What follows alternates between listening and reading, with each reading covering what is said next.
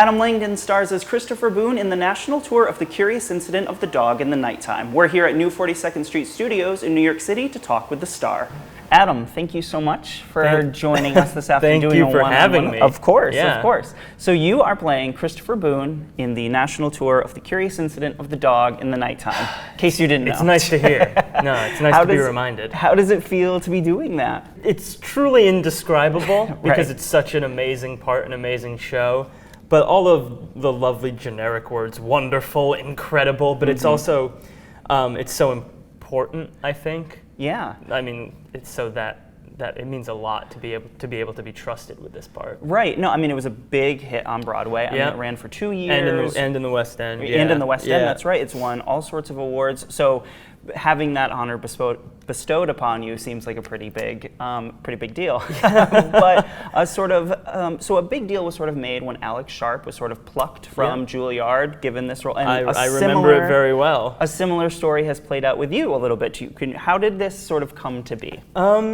Well, I remember auditioning to replace Sharpie, Alex, when he was leaving the show, and I gave a truly terrible audition, I think. Not good at all.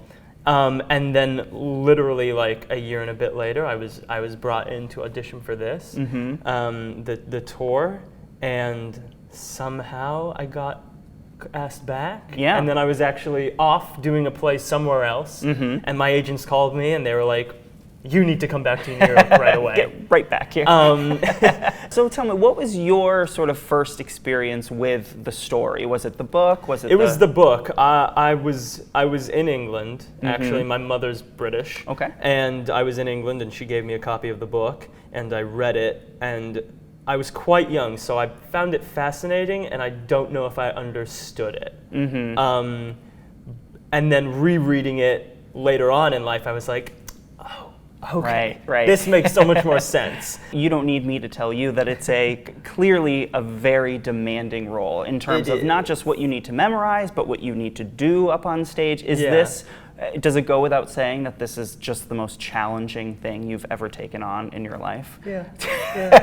But challenging in the good way? Challenging in the best way, mainly because I know that I have so many people behind me, not only the cast, but everyone who has to sit in this room every day, 6 days a week. Right. All of the producers, all of the people behind the scenes, all of the people I haven't met yet.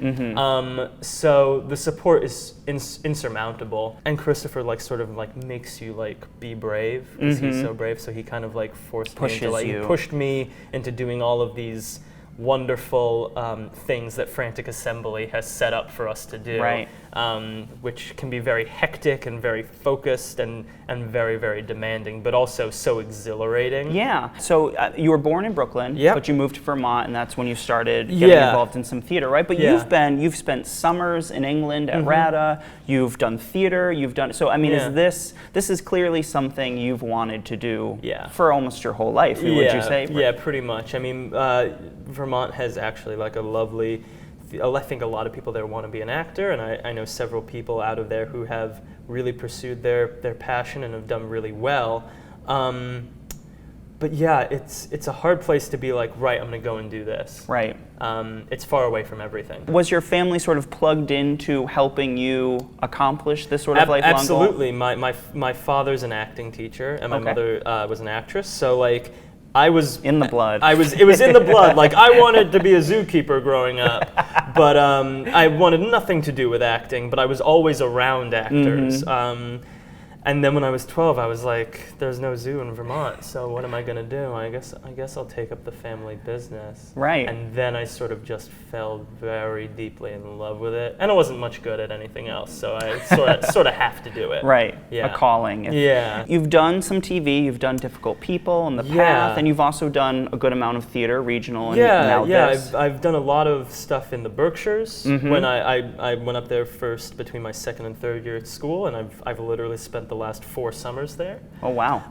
And between graduating, I did a play, and then it was a lot of TV, and then another play. Do you prefer a medium over the other? It's so hard because when you're doing a play, all you kind of want to do is TV. Because you like, it's kind of like there's waiting, but then there's a lot of like focusing in. Yeah, right. And with theater, use it's that always expressive face. Yeah, always that face. And with theater, you can be doing a show in front of 10 people or 1,000 people, and there's really nothing else like it. But with TV, I am completely fascinated by it. And I have a web series called Mo and Jerry Weather. Right. And so I have worked a little, and I write, in like the down times that every actor has. Right. And that's mostly for film and TV. So the entertainment field is something that you want to be immersed in sort of all ways? Yeah. I mean, any opportunity for an actor to act, I think you should take. Right.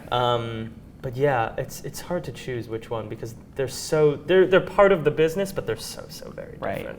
When you live in a sort of character's head for as long as you'll be living in Christopher's and living his life, what do you admire most about Christopher? What's something that Christopher has taught Adam?